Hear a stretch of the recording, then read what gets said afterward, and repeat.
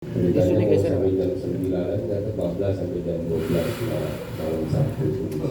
Lagi. Ngomongin ikhlas. Lagi. Di Quran itu ada surat yang paling aneh, jadi surat Al-Ikhlas. Surat yang disebut Al-Ikhlas, tetapi versi ikhlasnya bukan ikhlas tasawuf, ikhlas menurut kita. Karena di surat itu tidak ada cerita tentang keikhlasan. Di kesimpulan awal dulu kita kasih tahu, orang ikhlas adalah orang yang dalam setiap nafasnya, dalam setiap gerak jantungnya itu la ilaha illallah. Itulah orang yang ikhlas. Dia. Terus kita nggak bisa. Yang barusan di telepon itu, ayo kumpulan, burung ngomong katanya. Kumpulan di mana itu? Itu contoh banget aja. Itu juga. Nomor dengar. Itu kan masih ada selain Allah, ini belum ikhlas. Jadi betapa sulitnya untuk ikhlas. Karena di awal seperti itu qul huwallahu ahad. Itu kan sifat wahdaniyah. Nah, nanti lagi terangkan ya. Jadi sekali lagi ini tentang surat Al-Ikhlas, di mana ada hikayat yang menjelaskan tentang asbab nuzul, sebab-sebab turunnya surat Al-Ikhlas. Ini riwayat yang masyhur, ada orang Quraisy namanya Suraqah bin Malik. Suraqah bin Malik.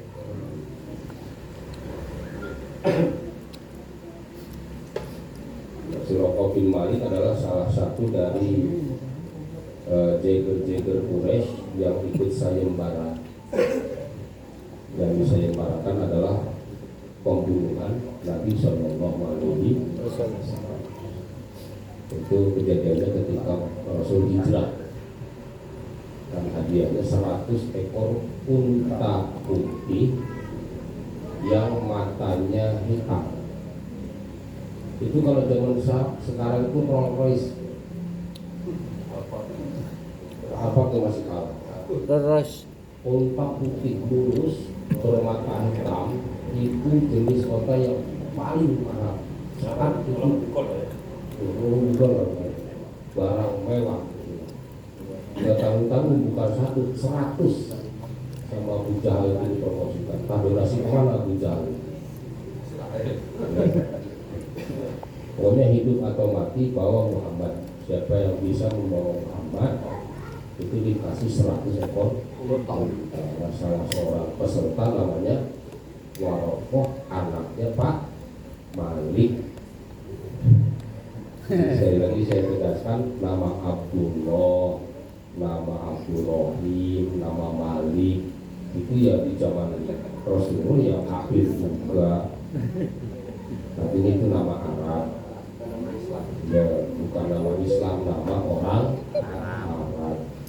Dan begitu datang ke Indonesia, berubah itu nama orang Islam, bahkan nama Sunnah. Jadi kalau Abdullah Islam banget, John itu Islam parah, apalagi Suratno itu nggak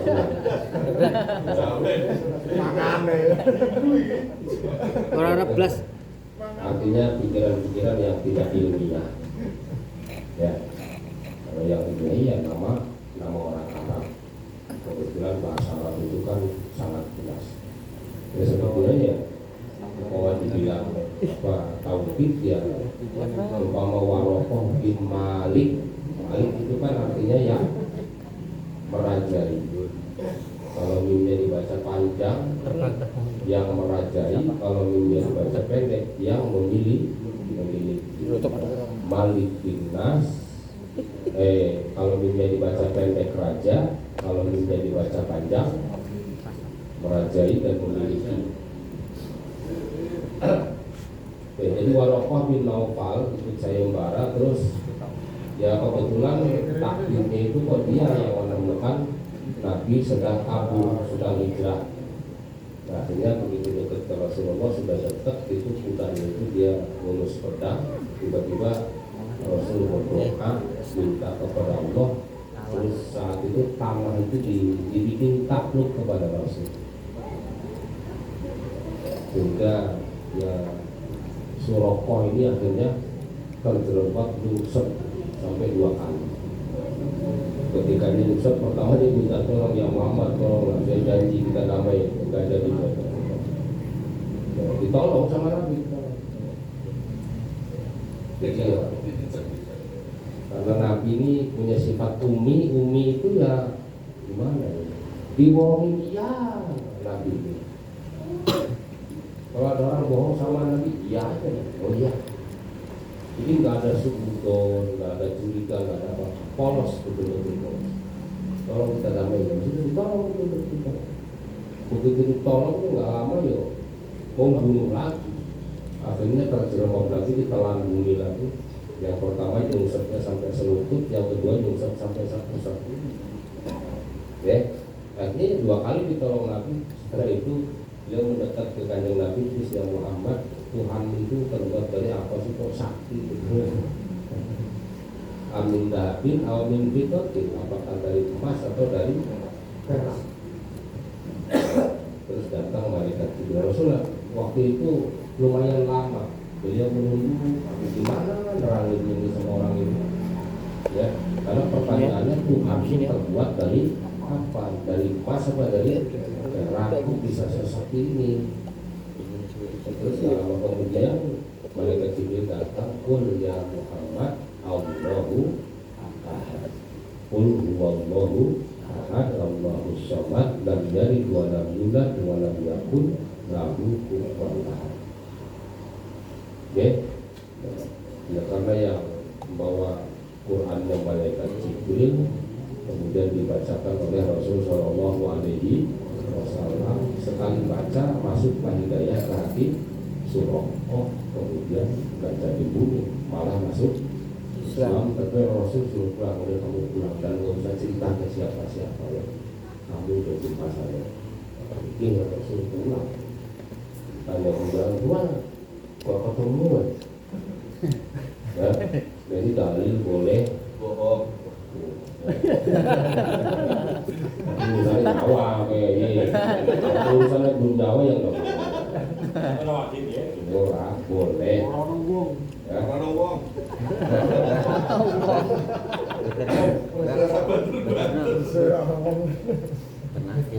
tapi ya Rasul tidak mengajarkan Suraqah untuk berbohong.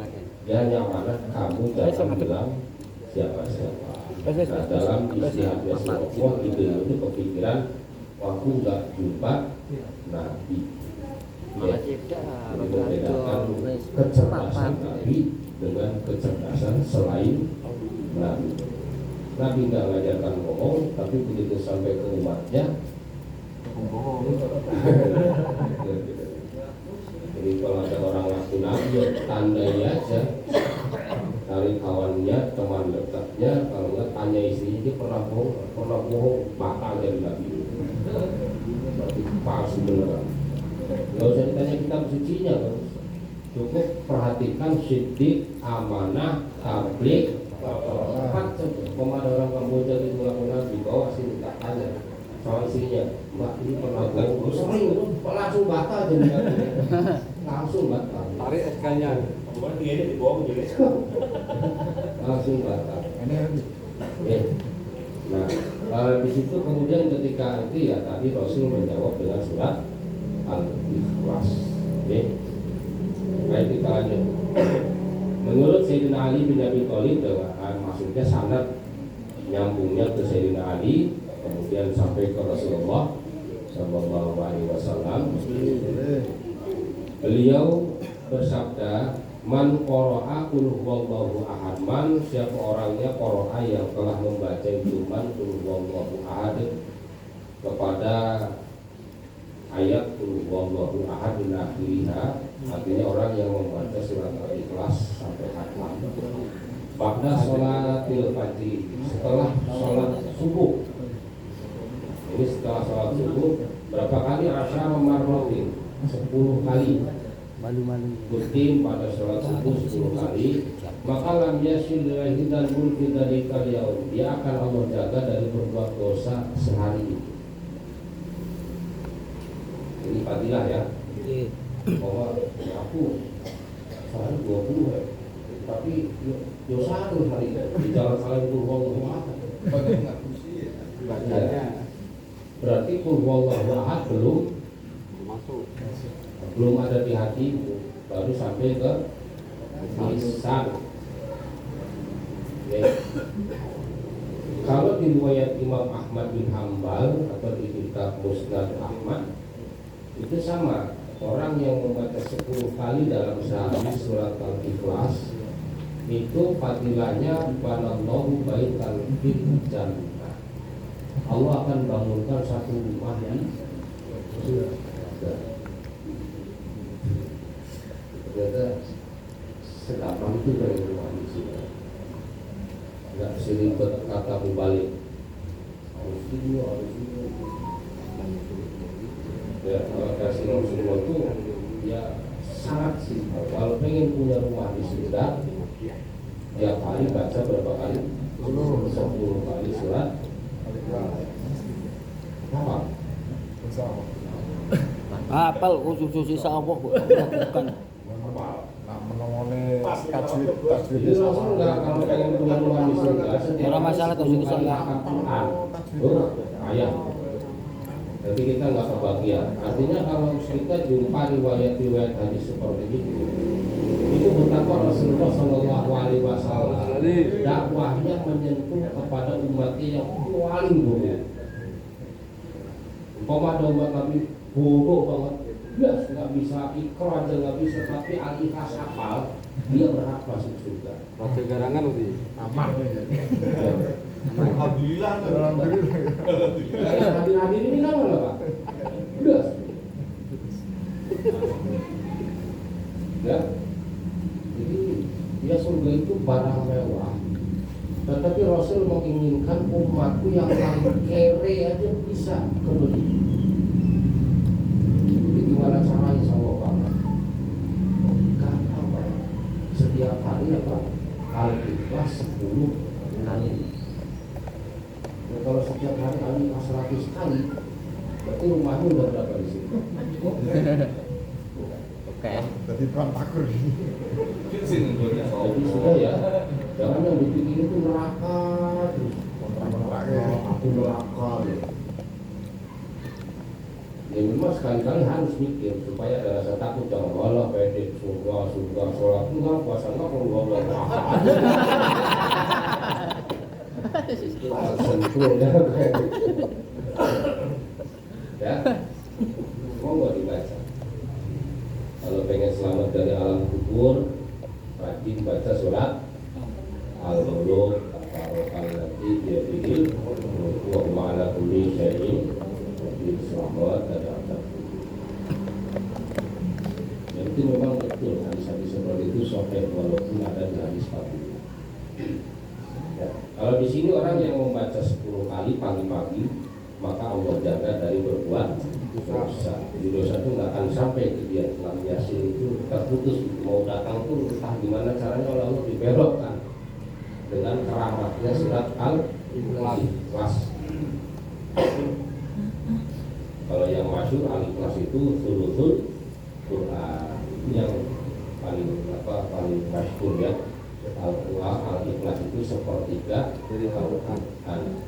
Jadi kalau Bapak Ibu ikut lomba hafal Quran, catat ngomongin umat 6 jam sampai cukup Al-Ikhlas 3 kali. Jadi itu ilmunya Sayyidina Ali.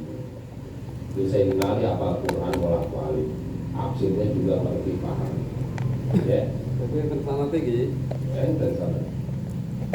Jadi kalau siapa yang paling bisa cepat mengatakan Tuhan, saya ya harus baca Al-Ikhlas 3 kali sangat itu betul. Nah itu kecerdasan Ali bin Abi Thalib.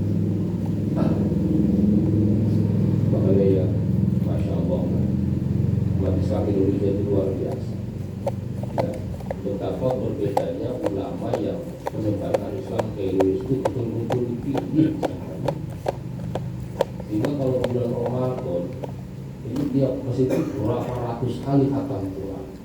Gara-gara imamnya. Wah pasti kulhu.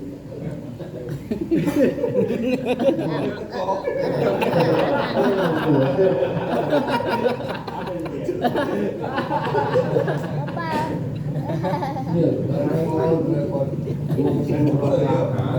berarti kulhunya 10 Seneng ya lu. kali. 10 kali itu 3 kali khatam kali 30 malam. Berapa? 900 kali khatam Quran. Sebulan. Mana ada di negara lain? Masuk surga 12 bulan. Kemana ya?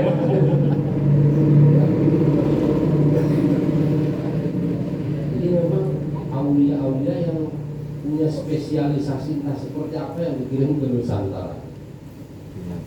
Ya. Jadi kalau orang-orang negara itu kayaknya mau masuk surga itu menyibukkan. Orang Indonesia santai. Dipanggil sholat berjamaah yang ada, yang pujian-pujian nunggu lama. Datangnya pas yang lain sudah tanya akhir dia datang. Allahu Akbar. Ikut duduk dapat pahala berjamaah. Ilmu kuibu. Ya.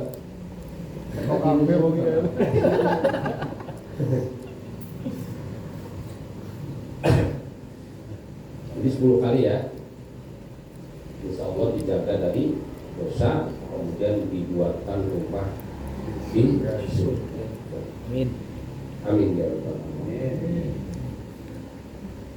Wahya dan adapun surat Al-Ikhlas itu suratul Makkiyah, surat Makkiyah yang diturunkan sebelum Nabi hijrah, bahkan dia sedang dalam perjalanan hijrah, belum sampai ke Madinah.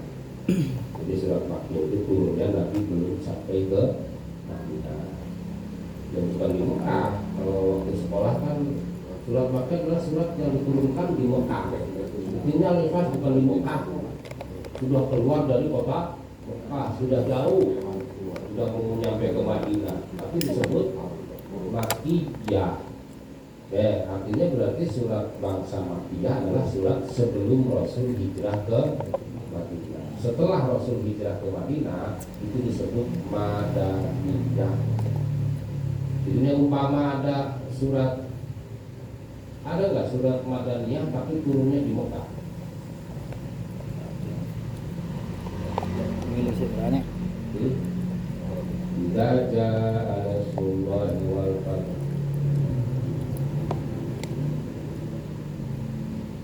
Surat Al-Fatah menurut sebagian ulama masuknya kelompok Madaniyah karena menceritakan tentang futuh Mekah. Tetapi terjadinya futuh Mekah setelah Rasul hijrah ke Madinah.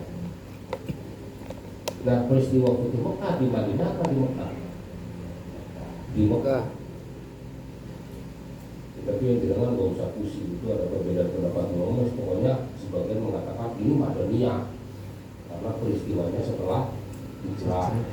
Ini Makkiyah karena kejadiannya bukan di Madinah tapi Mekah. Kalau kita mana? Ya baca surat An-Nasr atau Al-Fatah? An-Nasr. Al-Fatah nanti juga Fatahnya Al-Nasr.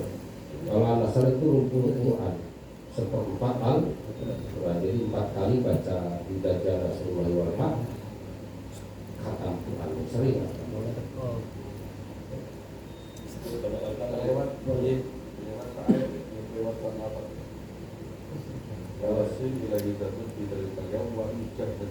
Wa in jahada wa in jahida syaitan, walaupun setan berusaha maksimal.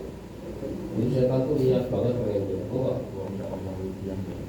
lihat banget ya, pokoknya berjuang habis-habisan setan pengen goda, tapi ternyata orang yang mau digodanya sudah dibentengi oleh surat Al-Ikhlas. Amalkan ya kan? Kalau Pak Ali mau merantau ke Selat Panjang gitu, jualnya Al-Ikhlas.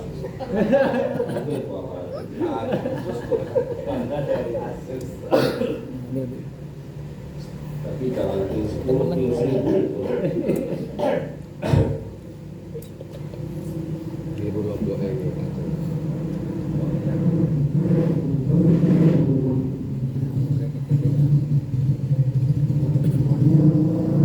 Wahia arba'u ayatin al-ikhlas itu terdiri dari 4 ayat wa khamsu asyarata kalimatan. Betul bacanya gitu ya. Ayatnya kalimatnya berapa? 15 kalimat wasafatu wa arba'una harfan. Hurufnya 47. Surat Al-Asr dari 47 huruf, satu huruf dikasih pahala 10. Jadi baca ikhlas sekali dapat pahala 470 kali 10 4.000. Masa masih masuk neraka lagi? Yes. Pokoknya yang tahlilan itu bid'ah sesat adalah masuk neraka. Dan terus di tahlilan ada al-ikhlas. Yang minimal 3 kali lah, 47 kali 3 sekian kalau seumur hidup umpama 1000 kali tahlilan banyak. Kok masih masuk neraka? Masih dibilang sesat. Nah, terus yang masuk surga siapa?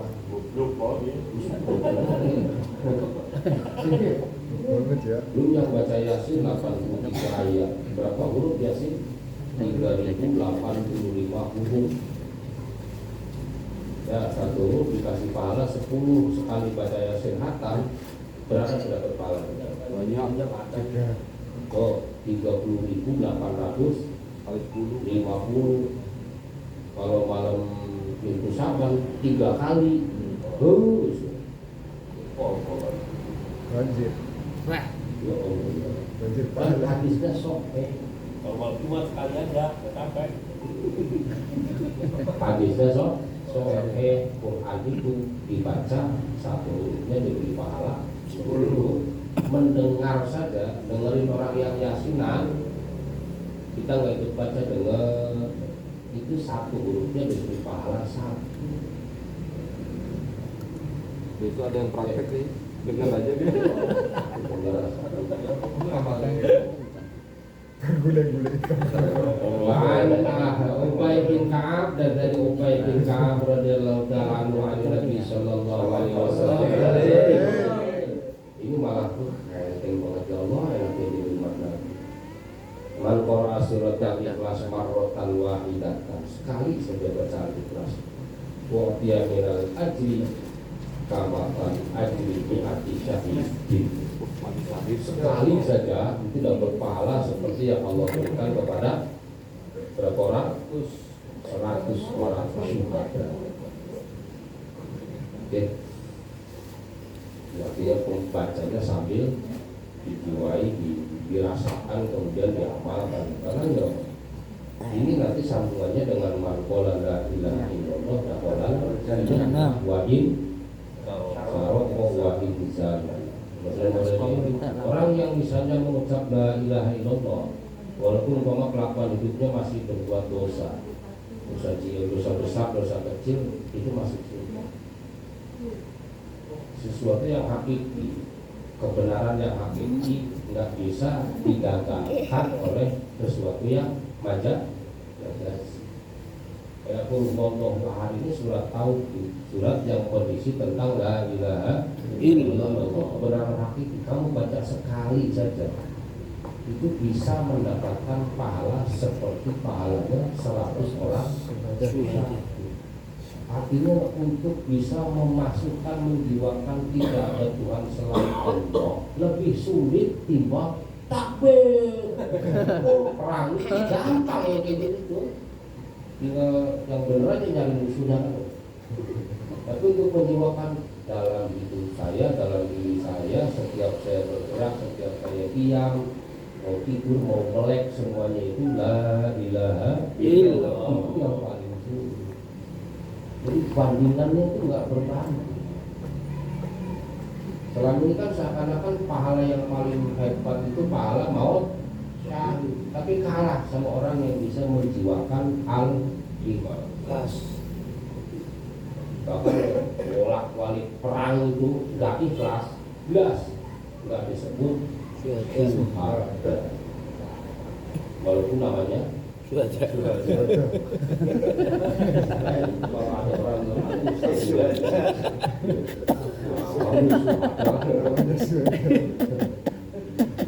Undang-undang edan. Wa Anas bin Malik, dan dari sahabat Anas bin Malik radhiyallahu taala anhu qala Anas qala Rasulullah sallallahu alaihi wasallam man qara'a qul huwallahu ahad marratan wahidatan maka annama qara'a thulutsal Qur'an. Sudah tadi ya, baca sekali qul huwallahu ahad sama dengan membaca sepertiga Al-Qur'an. Wa man qara'a marratain, baca 2 kali berarti 2/3. Wa man qara'a thalatsan marrat, baca 3 kali maka annama qara'a Al-Qur'ana kullahu. Wa man qara'a ihda asyarata marratan, ini ada ini dari Imam Ahmad nih yang bisa sebut, orang yang membaca 11 kali surat Al-Ikhlas, kalau di riwayat tadi 10 kali, di sini 11 ya betul 11 kali, maka banallahu lahu baitan fil jannah min yaqutati hamra'ah, dari lintan berlian berwarna merah.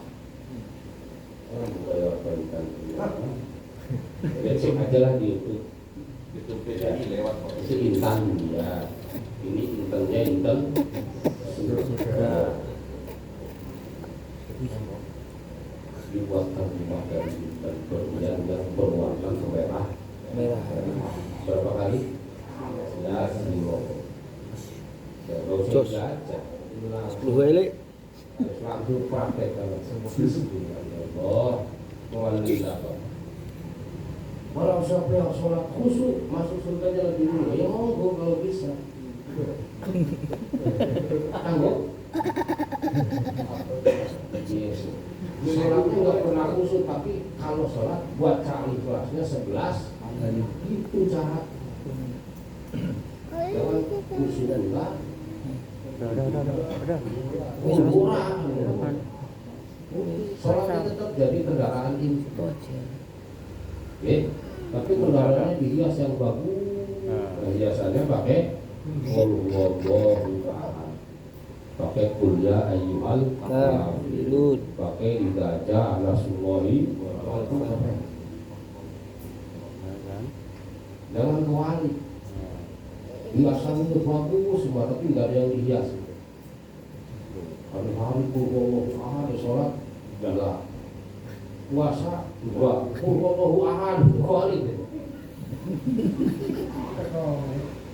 Cenderung itu model itu Bisa ya, caranya gitu ya Bu ya, prakteknya. Karena kalau kita mau pakai modal, istilahnya beli kartu surganya pakai sholat khusyuk susah. Pakai apa Quran susah, atau meneng. Nah, suruh rajin ngaji tiap hari.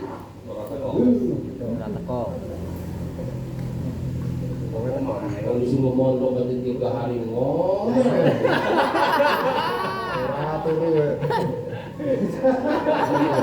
Kencot. Duluan masuk surga pengen cari pesantren, awas aku duluan katanya. Mana mau main? repot pondok Jawa sih. Kalau tadi kalau kopi orang kiai ini. Udah gitu di pikirannya lulus aku, dapat sertifikat, lulus aku udah setelah gak ingat sertifikat, ingat sertifikat.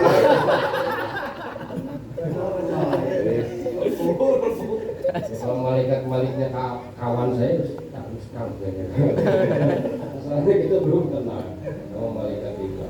Udah, biar aja. Enggak. Nggak pernah ya. Kan aja nggak kan.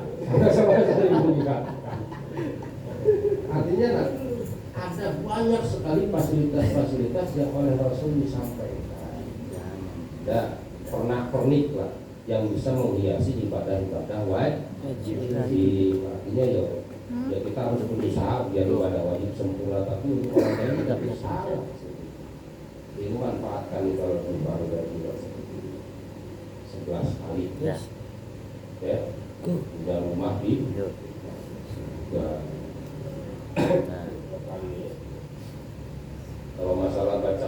3 kali sama dengan khatam Quran sudah jelas. Jadi nggak lucu kalau ada umat kami nggak pernah khatam membaca Quran, walaupun dia gak bisa baca Quran, tapi punya kesempatan khatam. Ya Allah, sesayang itu gitu ya. Ya, kok nggak sulit yang selama ini kita bayangkan. Kalau saya udah bisa baca Quran, bayangannya neraka aja gitu. Jadi sebenarnya nggak lulus di jadi umat tadi. Buat tua belum bisa baca Quran, hafalin qul huwallahu ahad. Anda punya kesempatan pernah khatam Quran. Malaikat ini, kamu pernah khatam? Sering Pak, sering. Sering dari mana kau baca Quran? Aku sering baca Quran. Boleh. Bilang aja kan kata Kanjeng Nabi, orang yang 3 kali baca Quran khatam. Ini malaikat bohong itu nggak bisa jawab. Ya, tapi kalau malaikatnya nanya kayak gitu, jawab, ya, ingat Bu. Pasti dicaplok. Nah kalau nggak gitu gimana coba amalkan satu hadis sahih, Iqra'ul Qur'an fa innahu ya'ti yaumal qiyamah syafi'an li ashabi. Baca Quran karena Quran itu akan datang dari kiamat memberikan syafaat. Nah nggak kebagian Pak yang belum bisa baca Quran. Gimana caranya aku dapat syafaat dari bacaan Quran? Dan sementara aku belum baca Quran, umur sudah 60 tahun kan offline. malah itu 67 gitu. Iya, 67 atau 80. Mau belajar Quran kalau nggak sempet, aslinya tetap dia belajar alif bata, besok lupa. Amiru, abiru besok lupa. Tapi qul huwallahu ahad hafal. Jadi nanti di akhirat dia mendapat syafaat dari qul huwallahu ahad. Terus pokoknya harus kebahagiaan. Ya, umat Nabi semua harus kebahagiaan. Saya ingat dulu apanya itu di kampung punya jamaah kulhuan. Mereka uskuran. Apanya itu punya jamaah kulhuan. Jadi didata. Ada kakek, nenek-nenek yang bulat gitu diajar mikro juga nyangkut-nyangkut. Alifah hafal mak, hafal saya satu-satu. Pokoknya ini aki-aki yang kemampuannya hanya hafal kulhu, alun parak, kalau itu binas itu kumpulkan bikin majelis lidahnya itu. Kalau rikul itu. Ya artinya ya mereka juga berhak masuk surga karena mereka juga umat asli. Ya, masalah surganya di luar atau belakangan urusan nanti. Kalau masuk surga. Oke, cukup ya. Nanti malam ini banyakin baca.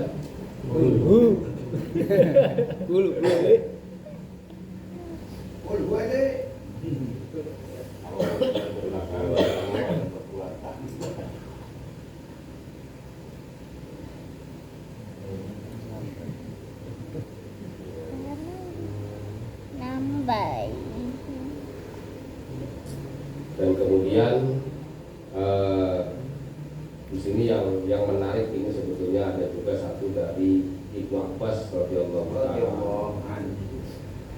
Beliau menjelaskan tentang makna as-somad.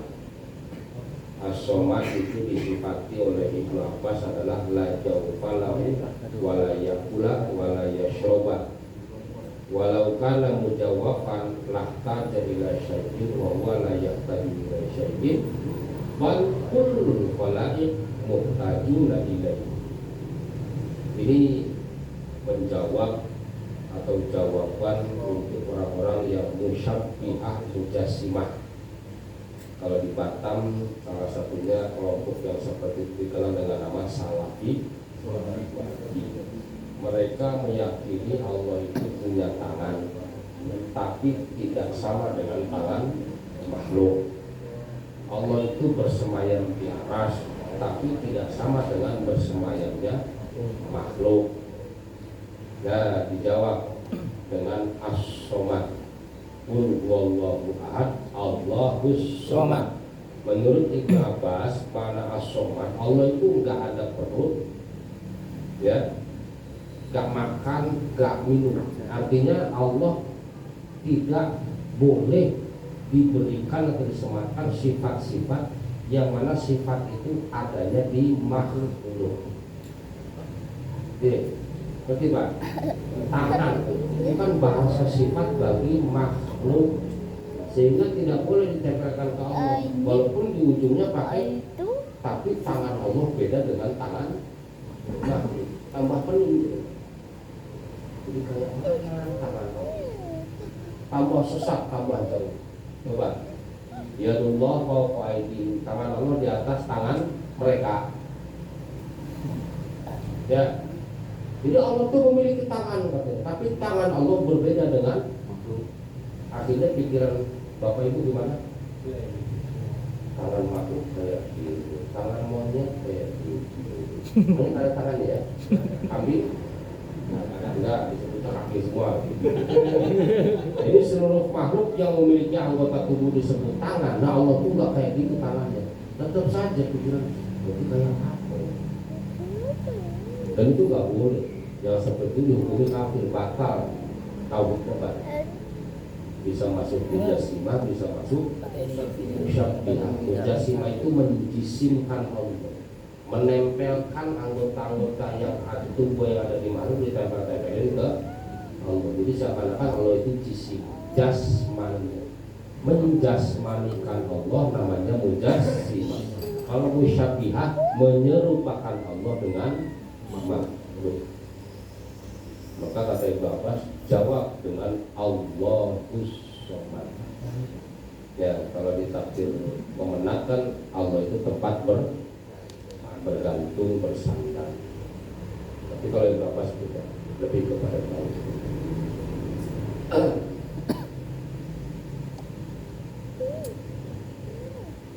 Nah, kemudian ada satu hikayat, ada seorang hamba Allah yang punya utang. Jadi ini ceritanya suatu ketika ada yang meninggal, sahabat meninggal, terus Nabi bertanya mau doakan ini punya utang ya? Terus ada yang jawab, ya Rasul, dia punya utang 400 darohim, masih punya utang almarhum 4 dirham.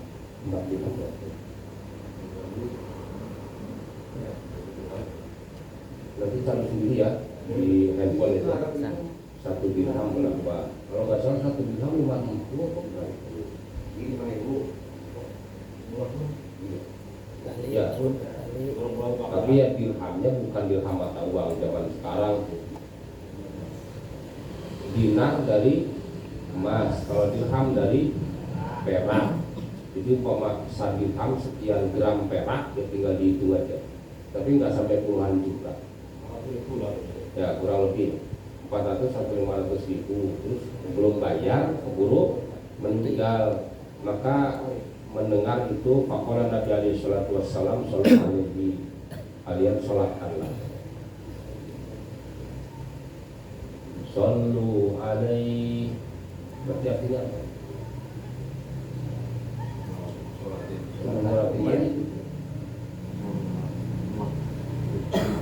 Sholatlah kalian alaihi itu senang banget. Allahumma sholli wa sallim wa barik alaihi wa sallu alaihi, sholatin mayat. Oh, aduh, kenapa sih enggak sallallahu alaihi? Ya Bu, sholat semoga merahmati sapa Allah alaihi atas kanjeng Nabi. Jangan sallu alaihi, wong diajak sholawatan kok malah ngajak sholat ayat. Jangan. Ini ilmu ya, tapi ya sudah nggak apa-apa. Tambahnya cuman beresin ya sallallahu alaihi. pegawai sahabat terus masih solo ale serta cabut tes kan.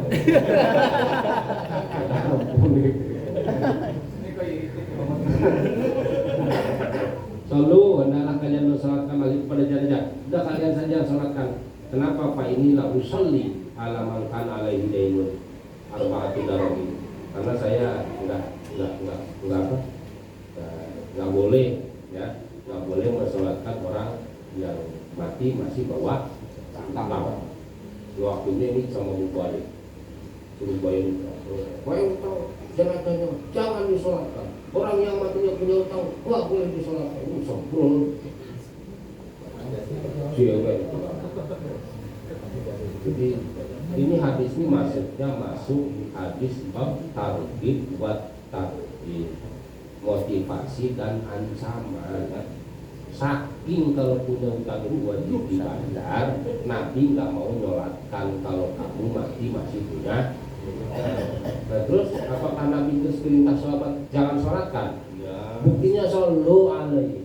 Yang nggak boleh nyolatkan itu cuman bukan lu. Ini malah lu pula yang nyuruh orang lain jangan sholatkan orang yang punya. Udah kurang ajar pun. Kalau kamu nabi dilarang oleh Allah mensolatkan garaja orang yang masih punya. Siapa? Nabi. Yang dilarang? Nabi. Umatnya boleh. Kalau disuruh. Berarti Pak RT boleh ya? Boleh. Oh, boleh Pak RT. Walaupun namanya Pak Muhammad, Pak RT Muhammad, sholat kan menjadi imam barat. Kadang itulah kelakuan ya Allah. Ya, ada ceritanya orang munafik mati, haram mensolatkan jenazah orang munafik. Nabi saja nggak mensolatkan, Nabi, sahabat, disolatkan. Kadang yo kelakuan Nabi, tingkah laku Nabi, afal Nabi dipaksakan harus diawalkan oleh umat itu asli oknum. Deal, punya utang. Ya. Umpama kita di sini 30 orang punya utang semua, terus mati satu, siapa yang mau menyelatkan? Gimana dia punya utang? Terus yang habis ngomong gitu mati dia. Punya utang. 30 orang gak ada yang nyelatin gara-gara urusan utang. Iya, Kelas banget ya. Itu loh, lucu tapi kejam. Gara-gara mau balik tadi. Sing ngelatin di utang sing mati. Yang dilarang mensolatkan itu hanya, nah, tetapi Nabi beritakan sallu alaihi, kalian sahabat solatkan di dalam saya enggak. Saya enggak. Orang punya utang walaupun 4 dirham saya enggak. Enggak bayar. Nah setelah mendengar itu maka Panazala Jabril alaihi salam, malaikat Jibril turun. Waqala dan malaikat Jibril berkata, ya Muhammad, wahai Muhammad, innallaha azza wa jalla yuqrimuka salam. Ya Muhammad, Allah kirim salam buat kamu. Wa yaqulu, dan Allah juga berfirman, wa'aku Jabril di surat Adamiyah. Jadi Allah kirim salam kepada dengan, terus Allah mengutus saya Jibril untuk nyamar menjadi manusia. Wa ada daina, utangnya sudah dibayarkan sama malaikat Jibril.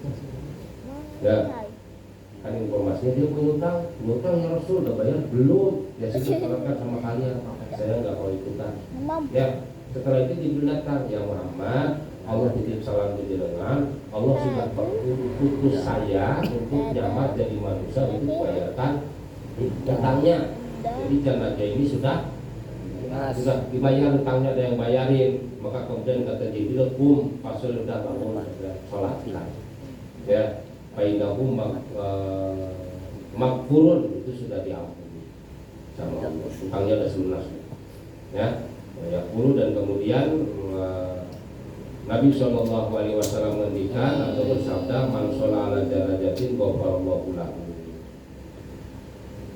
Malaikat Jibril ya, Jibril memberikan informasi yang Muhammad itu dosanya sudah diampuni, dan orang yang mensolatkan jenazah berhak mendapat ampunan dosa. Jadi pahala itu sholat jenazah yang ikut sholat pun mendapat ampunan dosa. Nah, kemudian Nabi Shallallahu Alaihi Wasallam bersabda, ya akhi ya Jibril, wahai saudaraku Jibril, min aina lahu hadhil karamah. Ini kawan ini punya keramatnya apa sih? Apa yang menjadikan Allah suruh kamu nyamar jadi manusia terus membayarkan hutang? Keramatnya apa, kemuliaannya? Nah maka malaikat Jibril menjawab, ya, faqala li qiraati kulla yaumin mi'ata marratin suratahul wallahu ahad. Lagi spesial, si hutang akeh. Wiridan kulinya jangan 11, tapi berapa? 1000. Walah, ya tamaroh itu 100. Ya 100 kali wiridan, tapi utangnya bayar. Jangan nggak mau bayar utang diganti pakai wiridan, nunggu malaikat Jibril yang bayarin enak aja. Kalau malaikat Jibril aku yang mau. Ya, artinya ya kita berusaha tetap bayar, tapi nggak selesai lah. Yang mau gimana selesai? Utang 100 juta, penghasilan sebulan 6 juta. Nah, baru kebayar 10, butuh duit, ngutang lagi. Umpama, lawis dikasih solusi sama Nabi, informasi dari malaikat Jibril berapa kali? 100 kali. Nih, sambil terus berusaha nyicil utang sambil tawasul dengan surat Al-Ikhlas 100 kali setiap hari. Ya. Berapa? Mi'ata marroh suratul Qadar. Lianna fiha bayanu sifatillahi ta'ala wa ta'alahu alaihi. Karena di dalam surat Al-Ikhlas dijelaskan tentang sifat-sifat Allah dan pujian kepada Allah. Man qara'a fi jami'i umrihi marratan wahidatan. Orang yang seumur hidupnya pernah membaca berapa kali? Sekali surat Al-Qur'an, la yakhruju minad dunya hatta yaro makanahu fil jannah. Jadi sekali saja. Nah, ini saya tegaskan di awal ya, betapa kebenaran hakiki itu betul-betul nggak bisa dikotakkan. Tidak ada Tuhan selain Allah. Allah zat yang maha esa, zatnya esa, sifatnya esa, afalnya esa. Jadi kalau surat-surat lain masih bercerita tentang seputar makhluk dan lain-lain, surga neraka pun Allah hanya menceritakan sifat Allah. Ya, seperti ini. Dan kemudian waman qur'a fi shalawatil khamsi fi kulli yaumin kada marratun sekali. Ya benar, memang benar sih. Para ulama yang bawa Islam di Indonesia ngajarkan sholat. Kata Imam Ghazali kan, Imam Ghazali sholat maghrib itu rakaat pertama kuliah, rakaat kedua 10 setiap hari itu. Kata Imam Ghazali. Terus pokoknya kalau kamu sholat maghrib setiap hari apapun, rakaat pertama setelah Fatihah kuliah, rakaat kedua 10. Jangan sholat baca Qur'an sekali saja itu yashfa'ulahu yaumal qiyamah. Berhak itu mendapatkan syafaat. Wal jami'a aqrabaihi, dan kerabat-kerabatnya pun kebagian. Miman qadis taujabat alaihi. Bahkan pemandu kerabatnya yang harus masuk neraka tertolong. Gara-gara sebab jenengan kalau sholat itu baca qul huwallahu ahad. Ada sahabat Imam Masjid Kuba, ya, itu kalau sholat, mimpin sholat pasti dibawa qul huwallahu ahad. Walaupun dia baca Al-Baqarah dulu, udah selesai pasti qul huwallahu ahad. Atau di awalnya qul huwallahu ahad, setelah itu Al-Baqarah. Diprotes sama makhluk. Tahu, Imam sampeyan ya jangan qul terus. Kalau baca surat lainnya surat lain aja. Ini surat itu ya qul dulu baru surat. Ya enggak, aku pengen gitu. Dilaporkan ke Rasul. Ya Rasul, ini Pak Imam ini kok keluar. Tanya sama Rasulullah kenapa? Ya, karena qul huwallahu itu menceritakan tentang sifat Allah dan aku senang. Artinya orang itu diakses. Ya, orang yang mencintai sesuatu maka dia berhak masuk surga bersama yang dia cintai. Ya sudah bagus. Qul huwallahu ahad. Batam lah Pak Yui. Alhamdulillah yang dalilku. Imam Batam gak laku kulhu. Pecat besok. Dari pakai nggak payu dulu kan. Pecat langsung nih. Yang larang payu dari pelajari itu. Yang kerennya yang 10 juz, yang 30 juz, ya memang keren. Tapi kerennya untuk siapa? Namanya bubar. Jadi untuk kita kulbu itu luar biasa. Sambil terus belajar baca Quran, jangan lupa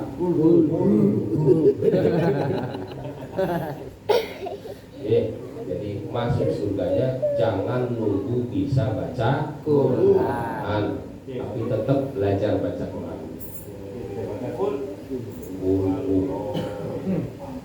Al-Fatihah.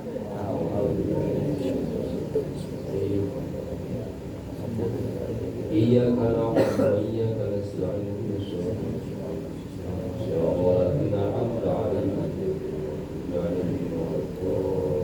Amin. Assalatu wassalamu ala sayyidina Muhammad wa alihi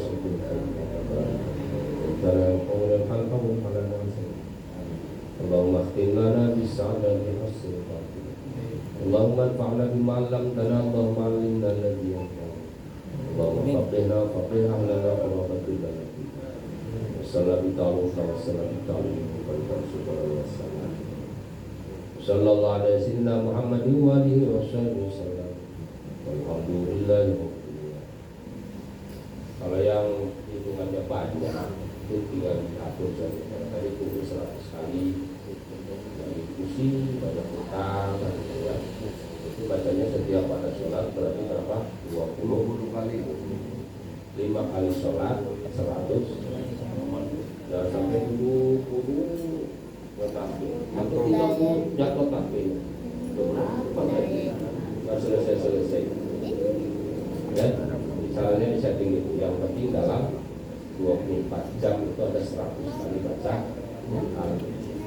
Kemudian kalau itu menjadi aurat, tolong disiram pakai sholawat setiap selesai. Dan dari bulan yang kita hukum pada hadirin sallallahu alaihi wasallam.